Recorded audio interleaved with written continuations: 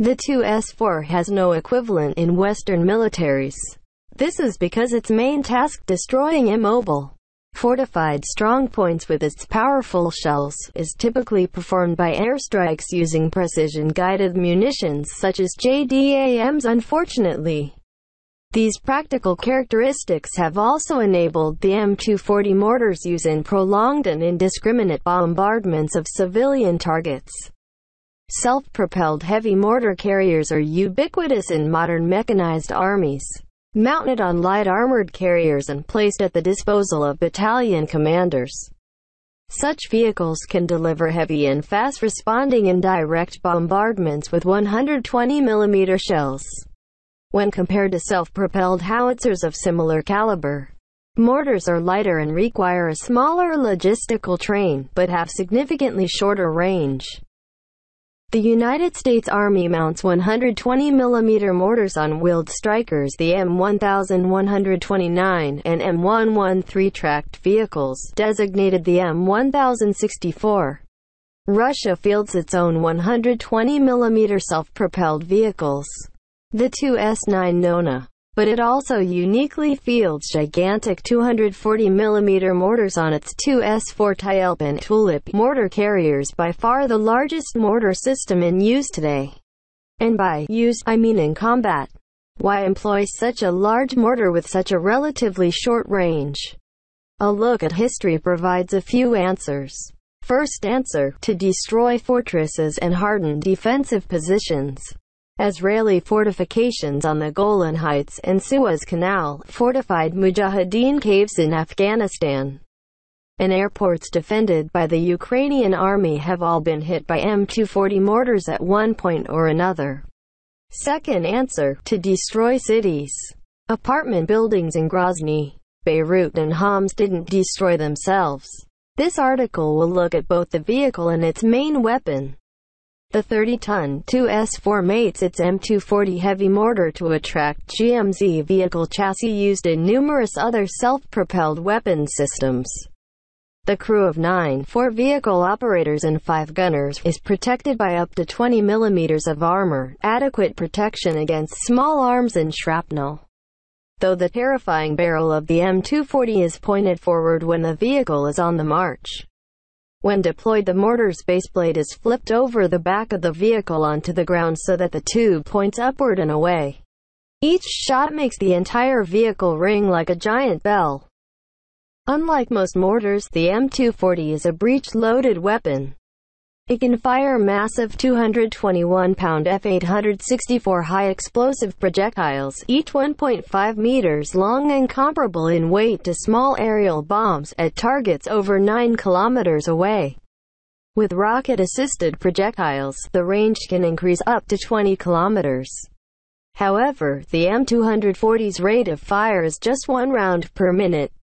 Unlike a shot from a howitzer, mortar rounds plunge downward on a near-vertical trajectory, and are therefore effective for shooting over the walls of fortifications, down into cave mouths, on the far sides of mountains, and piercing through the roofs of buildings. The M240 mortar can fire a variety of special-purpose rounds for these purposes. Concrete piercing shells are designed to shatter bunkers, while SATA incendiary projectiles set buildings aflame. A nuclear 3B11 shell also exists. The 2S4 was deployed at high-level nuclear artillery brigades during the Cold War. Recently, Syrian-towed M240 mortars were identified firing cluster munitions in action for the first time. A rocket-assisted 308 NERPA cargo shell, which deployed 14010 parachute sub-munitions, was identified as having struck a school in session in the suburbs of Damascus. The 2S4 also can fire the 276-pound Smelitchik Daredevil shell, which is guided by a separate laser designator. Detailed accounts of combat in Afghanistan describe using the Smelitchik to drop shells precisely over fortress walls and into fortified cave entrances.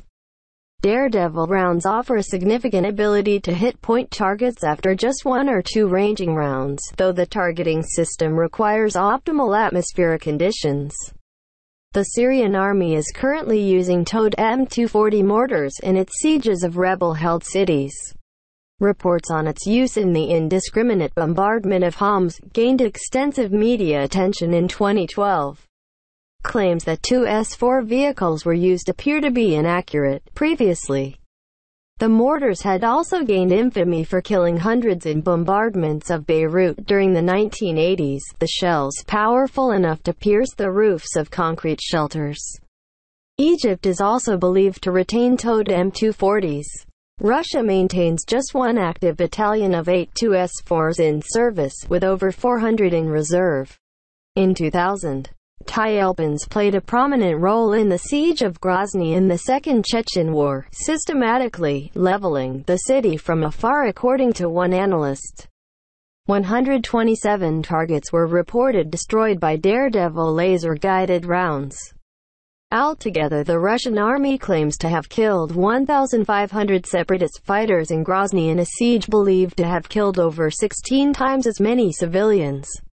Unlike other Russian artillery systems, the 2S4 was not exported within the Warsaw Pact, with the exception of a small number of vehicles briefly serving in the Czech army.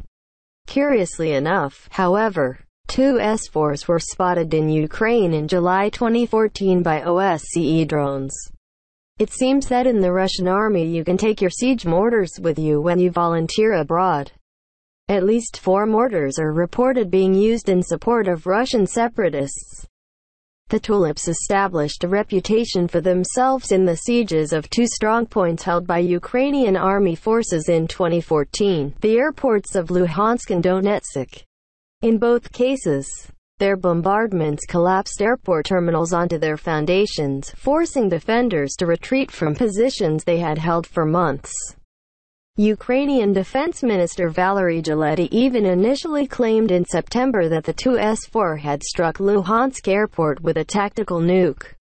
He later maintained that he was referring to the vehicle's capability of deploying nuclear shells. My 2-part article on the combat employment of the M240 mortar covers additional details on the weapons used, ranging from the 1973 Yom Kippur War to the present day. The 2S4 has no equivalent in Western militaries. This is because its main task, destroying immobile, fortified strongpoints with its powerful shells, is typically performed by airstrikes using precision-guided munitions such as JDAMs. Of course, the advantages of a ground-based system are those of sustained fire over time and ability to operate when air power is unavailable.